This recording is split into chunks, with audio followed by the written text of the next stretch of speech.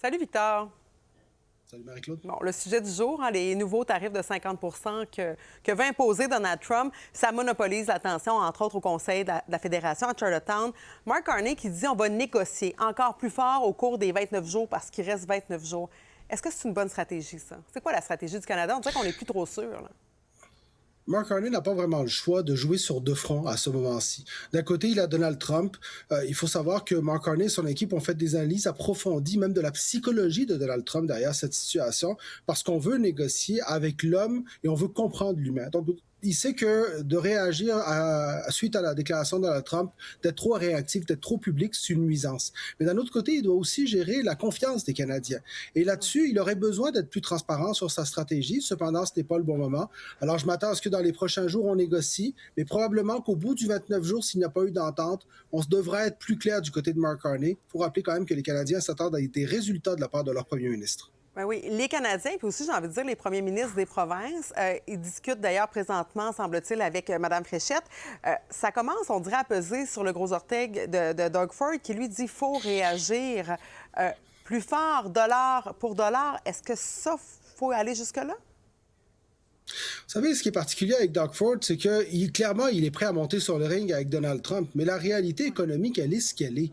Nous n'avons pas les moyens d'aller vers une stratégie coup pour coup avec les Américains.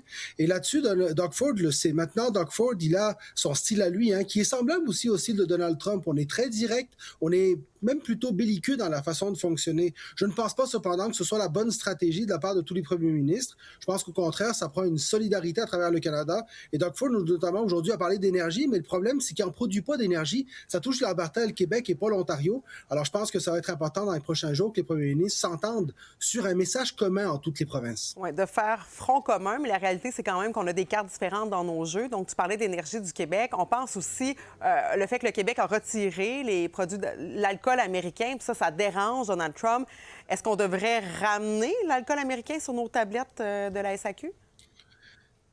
Je comprends tout à fait la discussion. D'ailleurs, Éric Duhem demande à ce qu'on ramène cet alcool américain. C'est vrai que si on ne respecte pas nous-mêmes l'accord, comment est-ce qu'on peut exiger de l'autre côté? Sauf qu'à ce moment-ci, on est allé trop loin. Et si on ramène l'alcool, c'est parce qu'on a obtenu quelque chose en retour. Maintenant, ce sera de voir quelle carte on donne à Mark Carney. C'est Mark Carney qui négocie. Je suis convaincu que ça fera partie des discussions. Il faudra choisir le bon moment pour le faire parce que juste maintenant, le Canada fait des concessions mais n'obtient absolument rien en retour. Par exemple, sur la question des GAFAM, c'est ce qu'on a fait.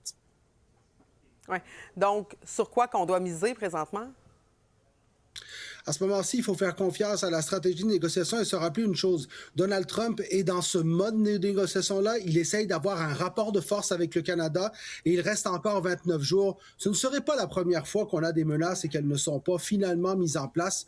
Faisons confiance aussi à tous les acteurs qui sont mobilisés à ce moment-ci pour trouver une solution. Ça a tellement d'impact. C'est sûr que tout le monde retient son souffle. Merci beaucoup, Victor. Bonne soirée.